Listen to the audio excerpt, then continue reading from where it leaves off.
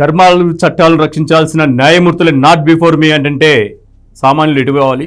లేకపోతే నేరస్తులు కేసులు కానీ వాళ్ళ యొక్క అక్రమాస్తుల కేసులు కానీ మామూలు కేసులైనా కానీ ఎన్ని కోట్ల చుట్టూ తిరగాలి? అసలు న్యాయమూర్తులు నాట్ బిఫోర్ మీ అనటంలో ఆంతర్యం ఏంటి? ఎందుకు ఆ విధంగా న్యాయాన్ని పుర్లాంగ్ చేస్తున్నారా? లేకపోతే తీర్పుని ఒకటి ఇష్టం లేక చేస్తున్నారా? ఎన్ని వేల లక్షల కేసులు కోట్లలో మగ్గుతున్నా కానీ న్యాయ వ్యవస్థలో ఎందుకు ఈ ప్రక్షాళన జరగటం లేదన్న అంశంపైన మనతో మాట్లాడే స్టూడియోలో అందుబాటులో ఉన్నారు ప్రముఖ రాజకీయ ఆర్థిక విశ్లేషకులు మధుసూదన్ రెడ్డి గారు. ఆయనతో మాట్లాడే ప్రయత్నం చేద్దాం. సార్ నమస్తే అండి. నమస్తే లక్ష్మణ్. చాలా కాలం నుంచి మనం ఒక మాట వింటున్నాం, నాట్ బిఫోర్ మీ అని న్యాయమూర్తులు స్కిప్ చేస్తున్నారు. కావాలని స్కిప్ చేస్తున్నారా? లేకపోతే అసలు ఎందుకు అసలు ఆ పదం ఇప్పుడు అంత వైరల్ అవుతుంది, బాగా వాడుకలోకి వస్తుంది అంటారు? ఒకటి గుర్తుపెట్టుకోవాలి, భారత న్యాయ దేవత కన్నీరు గారుస్తుంది. న్యాయం కోసం ప్రజలు కోట్ల చుట్టూ తిరిగి తిరిగి అలసిపోతున్నటువంటి మాట వాస్తవం లక్ష్మణ్. దీన్ని ఎవరు ప్రక్షాళన చేయాలా? ఈ దేశ న్యాయమూర్తుల, ఈ దేశ రాజకీయ నాయకుల అనేది ఒక $1 మిలియన్ ప్రశ్నగా మిగిలిపోయింది. న్యాయ వ్యవస్థలో ఉన్నటువంటి మూర్తులు మనకి బొబ్బుల సినిమాలో ఎన్టీ రామారావు గారు గుర్తుకు రావాలా. కోర్టుకి తీర్పుకి న్యాయం డిఫరెంట్గా ఉంటే జడ్జీల స్థానంలో కూర్చోవటం ఎందుకు? అంటే జడ్జీలు ఎవరికో భయపడుతున్నారు కాబట్టి జడ్జీలు భయపడుతూ కాలాతీతం చేస్తూ తర్వాత రిటైర్డ్ అయిపోవటం, మళ్ళీ కొత్త జడ్జీలు రావడం, మళ్ళీ స్టార్టింగ్ నుంచి మళ్ళీ మొదలుపెట్టడం. ఇలాంటి పరిస్థితి ఉన్నప్పుడు భారత అత్యున్నతమైన న్యాయ వ్యవస్థ క్రిమినల్స్ని ఏరిపారేయకపోతే, క్రిమినల్స్కి శిక్ష పడకపోతే అది ఆర్థిక నేరగాళ్ళు కావచ్చు, తర్వాత హంతకులు కావచ్చు, ఇటువంటి వాళ్ళందరినీ ఎప్పుడు శిక్షిస్తారు, ఎప్పుడు తీర్పులు ఇస్తారంటే సామాన్యులు అయితే భారత న్యాయ వ్యవస్థల పట్ల పూర్తిగా విశ్వాసం కోల్పోయి ఉన్నారు. ఆ విశ్వాసాన్ని పొందాలంటే న్యాయమూర్తుల సంఖ్య పెంచాల్సినటువంటి ఉంది.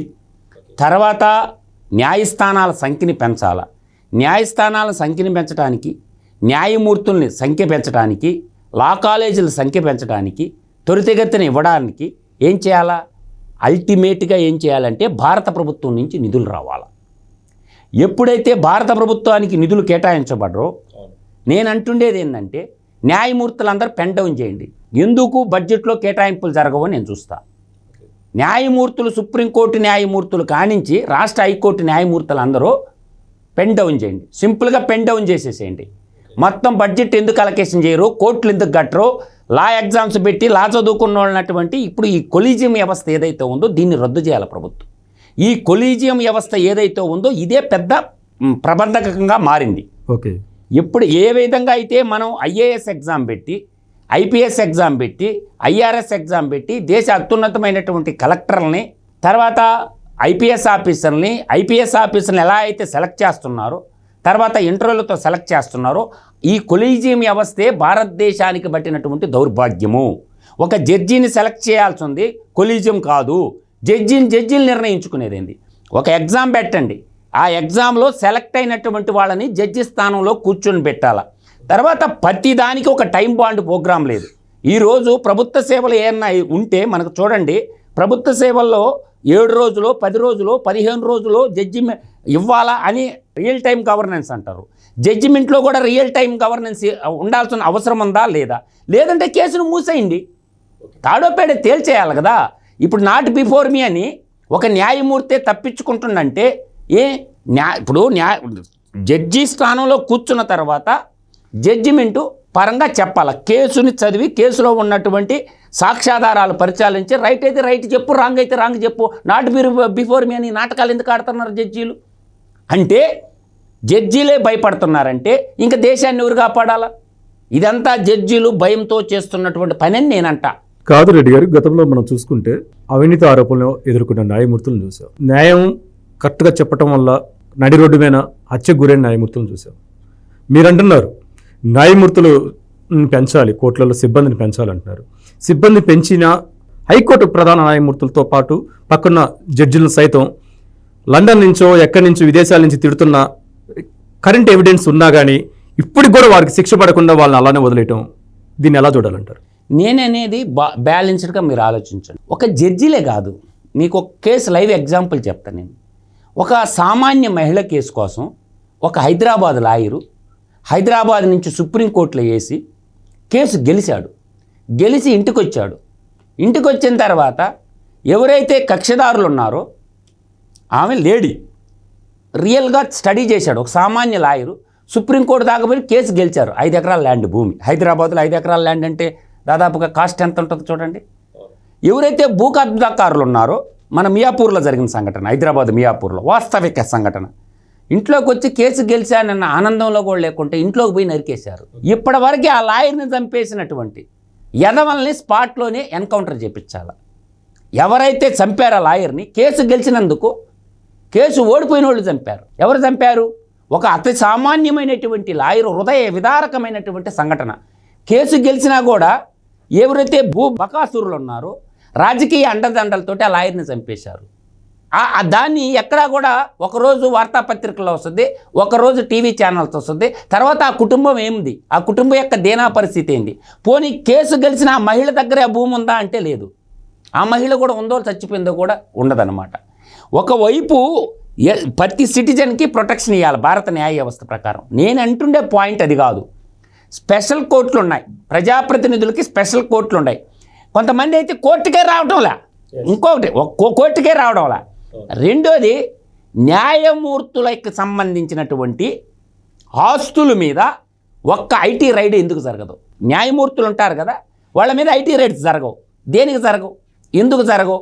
న్యాయమూర్తులు కూడా ప్రతి న్యాయమూర్తులు గవర్నర్లు వాళ్ళ జీతాలతో వాళ్ళు బతికేస్తారు అనుకుంటున్నావా లక్ష్మణం? రాజ్యాంగ పరిరక్షకులు ఎవరు? రాష్ట్ర గవర్నరు.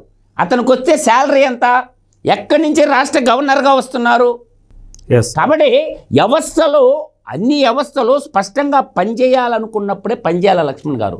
నేను అంటుండేది దేశ సౌభాగ్యం. ఇప్పుడు మిలిటరీలో ఉన్నారు, మిలిటరీ సైనికులు వీళ్ళందరినీ కాపాడుతున్న బార్డర్లో వాళ్ళు లేకపోతే పరిస్థితి ఏంది? దేశం పరిస్థితి ఏంది? వాళ్ళ ప్రాణాలు కావా? భార్యా బిడ్డలను వదిలేసుకొని బార్డర్లో త్రివిధ దళాల్లో పనిచేసే వాళ్ళ ప్రాణాలు కావా? రాజకీయ నాయకులు, జడ్జీలు, సాధారణ పోలీసులు ఏలైనా ప్రాణాలు వాళ్ళ ప్రాణాలు కదా. వాళ్ళు ప్రాణాలని ప్రణంగా పెట్టి దేశాన్ని కాపాడుతున్నటువంటి సైనికుల యొక్క భూముల్ని కబ్జా చేస్తుంటే దానికి ఒక స్పెషల్ కోర్టు పెట్టి, ఇప్పుడు ఆర్మీలు 2 వచ్చారు నా దగ్గరికి. సార్ మాకు భూమి ఇచ్చారు, మా భూమిని కబ్జా చేశారు, వాటికి కూడా జడ్జిమెంట్లు ఇవ్వలేరా? అంటే న్యాయస్థానం న్యాయమూర్తులు అందరినీ గౌరవిస్తారు, కానీ జడ్జిమెంట్లు డిలే ఎందుకు అవుతుంటాయి? తప్పు చేసిండా లేదా, ఎవిడెన్స్ ఉందా లేదా, లేదంటే కేసు మూసేయండి. అంటే ఎవిడెన్స్ ప్రొడ్యూస్ చేయలేనటువంటి కొన్ని కేసులు ఎలా ఉంటాయంటే రాజకీయ ప్రేరేపిత కేసులు కొన్ని ఉంటాయి, వాటిని ఎవరు ఏం చేయలేరు. కొన్ని ఎలా ఉంటాయంటే చేయని తప్పుకు కూడా జైల్లో మగ్గిపోతుంటారు కొంతమంది, వాళ్ళకి న్యాయ సహాయం అందించే దిక్కు దేశం కూడా ఉండరు. చేయని తప్పుకు కూడా జైల్లో మగ్గేటటువంటి బడుగు బలహీన వర్గాలకు సంబంధించిన వాళ్ళు 100,000 కొలదుంటారనమాట. వాళ్ళని రక్షించేటటువంటి వాళ్ళు కూడా ఎవరు ఉండరు. ఎవరో సామాజిక కార్యకర్తలు, అటువంటి సామాజిక లాయర్లు కూడా లేరు. ఇప్పుడు ఏళ్ల మీద లెక్కట్టొచ్చు. ఇప్పుడు లాయర్ సలీం గారు అనే వ్యక్తి లేకపోతే కోడికత్తి సీను బయటకు వచ్చేవాడా? 5.5 సంవత్సరాలు జైల్లో ఉన్నాడా లేదా? చట్ట విరుద్ధంగా జరిగిందో లేదు, తప్పు జరిగిందో లేదు. అదేవిధంగా గులకరాయి కేసు ఒకటి, చిన్న గులకరాయి కేసుకి మైనర్ పిల్లల్ని ఎత్తుకొని జైల్లో పెట్టారు కదా మన ఎలక్షన్ మూమెంట్లో, పొలిటికల్ మోటివేషన్ కేసు. అట్లా రాజకీయ పరంగా ఒక దిష్టి బొమ్మను తగలబెడితే దాని మీద కేసు పెట్టేసి కోర్టులు చుట్టూ తిప్పుతారు. దిష్టి బొమ్మను తగలబెట్టడం అనేది నేరమా అన్యాయం అనేది కోర్టు జడ్జిమెంట్ ఇవ్వడానికి ఎంత టైం పడుతుంది నాకు చెప్పండి లక్ష్మణ్ గారు. అంటే న్యాయ వ్యవస్థ లోపమా కాదా? ఒక దిష్టి బొమ్మను తగలబెడితే అది నిరసనలో భాగంగా తగలబెడతారు. అదేవిధంగా ఒక కార్టూన్ వేస్తారు, కార్టూన్ జర్నలిస్టులు కార్టూన్ వేస్తే వాడి మీద కేసు పెడతారు. దాని మీద జడ్జిమెంట్ ఇవ్వడానికి ఎంతసేపు పట్టద్ది? గైడ్లైన్స్ ఫ్రేమ్ చేయండి, తప్పే ఉందే. ఒక కార్టూన్ జర్నలిస్టు తను చెప్పాల్సుకున్న భావ ప్రకటన కిందకు వస్తుంది, ఆ కార్టూన్ వేసిన జర్నలిస్ట్ మీద కేసు నమోదవుద్ది. ఆ కేసు మీద జడ్జిమెంట్ ఇవ్వడానికి ఎంత టైం పట్టద్ది? వాయిదాల మీద వేయటం తప్పు కదా. ఒక నిరసన ప్రదర్శన తెలిసినందుకు ఏదో మీరు తప్పు చేయబాకండి, ఈసారి చేస్తే ఒప్పుకోము, ఒక కన్విక్షన్ లేకుండా కొంత ఫైన్ వేసి పంపించవచ్చుగా. 100 తరబడినటువంటి రాజకీయ ప్రేరేపిత కేసులు కొన్ని 100,000 లక్షలు ఉన్నాయి భారతదేశంలో. వాటి మీద జడ్జిమెంట్లు ఇవ్వడానికి ఎంత టైం పట్టద్ది? అంటే ఇటువంటి కేసులు ఏమన్నా ఒక కార్టూన్ జర్నలిస్టు, ఒక నిరసన తెలిపిన కేసులు, వీటన్నిటికి వాయిదాలకి తిప్పుకుంటా దానికి అంతం లేదా? అంటే న్యాయ వ్యవస్థలో ఎక్కడో ఉంది కదా నాట్ బిఫోర్ అనేది.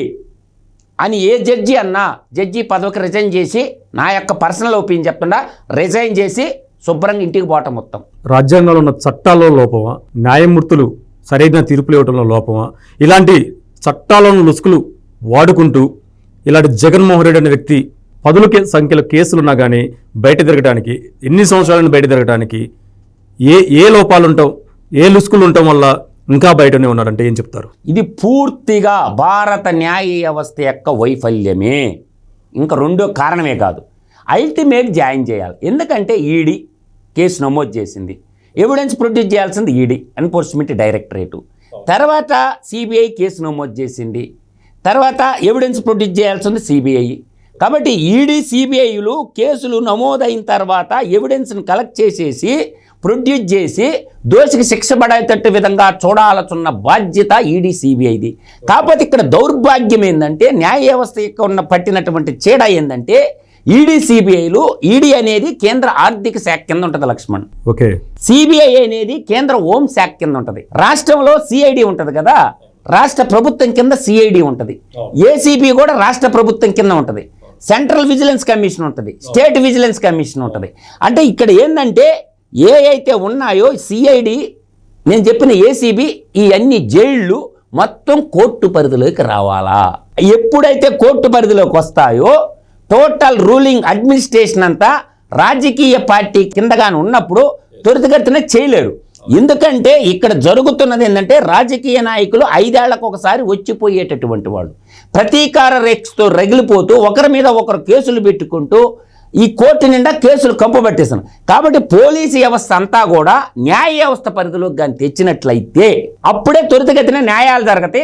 సపరేట్ వ్యవస్థ ఏదైతే రాజకీయ వ్యవస్థని సపరేట్ చేయాలా, న్యాయ వ్యవస్థని సపరేట్ చేయాలి. ఇప్పుడు న్యాయ వ్యవస్థ సపరేట్గా లేదు లక్ష్మణ్, చాలామంది అనుకుంటున్నారు న్యాయ వ్యవస్థ సపరేట్గా లేదు, ఈ ఎలక్షన్ కమిషన్ సపరేట్ అనుకుంటున్నారు. కాదు, న్యాయ వ్యవస్థని సపరేట్ వ్యవస్థగా పరిగణించినప్పుడే, నేను అంటున్నది కార్యనిర్వాహణ వ్యవస్థ ఎవరి కింద ఉంటుంది?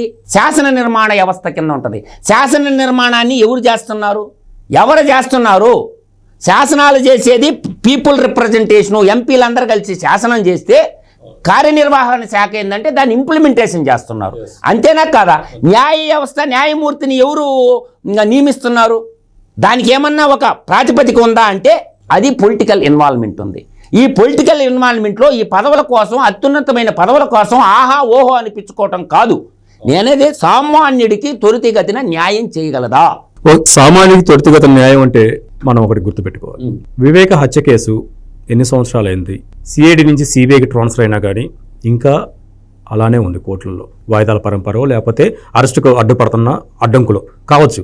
అదే ఒక సామాన్యుడు ఒక హత్య చేస్తే ఇన్ని సంవత్సరాలు బయట ఉండడానికి అవకాశం పడతా అంటే పేదవాడికి ఒక న్యాయం, ధనికుడికి ఒక న్యాయమా? ఏంటి ఈ న్యాయస్థానాలు? అందువల్ల నేను అంటుండేది లక్ష్మణ్, న్యాయ దేవత అనేది కన్నీరు పెడుతున్నది. అందుకే న్యాయం నువ్వు ఎతికినా దొరకటం లేదు. చాలా మందిలో ఆవేదన ఉంది. చాలామంది యువత మాయోవిజంలోకి పోవటానికి కూడా న్యాయ వ్యవస్థ ఒక ప్రధాన కారణమని నేను చెప్పగలను. ఎందుకంటే న్యాయం దొరకనప్పుడు సమిధులైపోయినటువంటి సామాన్యుడు ఏం చేస్తాడో తెలుసా? వాడు పోతే పోతామని చెప్పి వాడు అన్నల్లోకి పోయేది. మాయోవిస్టులు పుట్టడానికి కారణం ఎవరు? మాయోవిజం పుట్టడానికి ప్రధాన కారణం రాజకీయ నాయకులు, న్యాయ వ్యవస్థను. సరైనటువంటి తీర్పులు ఇవ్వకపోవడం చేత, రాజకీయ నాయకులు సరైన పరిష్కారాలు చూపించకపోవడం చేత. ఇప్పుడు నేను ఒక మాట చెప్తాను లక్ష్మణ్, బహుళార్థ సార్థక ప్రాజెక్టు పోలవరం నిర్మాణం కడుతున్నారు అనుకుందాం. దాదాపుగా 2,20,000 మంది ప్రజలు దాంట్లో సమిధులైపోతున్నారు. వాళ్ళ అందరికీ ఇల్లు కట్టించాల్సిన బాధ్యత ఎవరిది? ప్రభుత్వాన్ని. కాంపెన్సేషన్ ఇవ్వాల్సిన బాధ్యత ఎవరిది? ప్రభుత్వాన్ని. అది సక్రమంగా జరగనప్పుడు వాళ్ళే ఆవేదన పడతాయి. ఒక మాట చెప్తాను లక్ష్మణు, సోమశిల ప్రాజెక్టు కట్టారు. సోమశిల ప్రాజెక్టు కట్టి ఎన్నేళ్ళైంది, ఎంత నీళ్లు వచ్చినాయి లక్ష్మణు? ఇప్పుడు కూడా వాళ్ళకి డబ్బులు రాలా చాలా మందికి. అంటే ఇది ప్రభుత్వ వైఫల్యమా? వాళ్ళు న్యాయస్థానాల చుట్టూ మాడు పగిలిపోయే తీర్పు ఇవ్వాలి ప్రభుత్వాలకి. 24 గంటల లోపల చెల్లించకపోతే మిమ్మల్ని జైలుకు పంపిస్తామని చీఫ్ సెక్రటరీకి అల్టిమేట్ ల్యాండ్ కమిషనర్కి ఇవ్వండి, ఇస్తుందో లేదో డబ్బులు నేను చూస్తా. అదేవిధంగా మరో ఎగ్జాంపుల్ చెప్తా నేను మీకు. ఏపీఐసి అనే ఒక సంస్థ ఉంది. ఇది పారిశ్రామికవేత్తలకి బోకర్ సంస్థగా పనిచేస్తుంటుంది అనమాట. వీళ్ళు ఏం చేస్తారంటే పేదల దగ్గర భూములు లాగేసి వాళ్ళకి ఇచ్చేదానికంటే బ్రోకర్ లాగా ఉపయోగపడవు. ఎవరన్నా కోర్టులోకి పోతే జడ్జిమెంట్ ఇవ్వడానికి ఎన్ని రోజులు పట్టద్ది? మీరు భూములు తీసుకుంటున్నారు, తరతరాల నుంచి వచ్చే భూములు చెప్తారు, కంపెనీలో వాటా ఇవ్వండి అని తీర్పు ఎందుకు ఇవ్వకూడదు? వాడి పగిలిపోయే తీర్పు ఇవ్వండి. వాళ్ళ భూములు తీసుకుంటున్నప్పుడు ప్రతి సంవత్సరం ఇంత భూమి వాడి పేరు మీదనే ఉంటుంది, ప్రతి సంవత్సరం ఇంత కౌలీమని చెప్పండి. అంటే వాడి కాళ్ళ కింద ఉన్నటువంటి తరతరాల ఆస్తిని వీళ్ళు గుంజేస్తున్నారు, పరిశ్రమల పేరుతోనూ ఫ్యాక్టరీల పేరుతోనూ.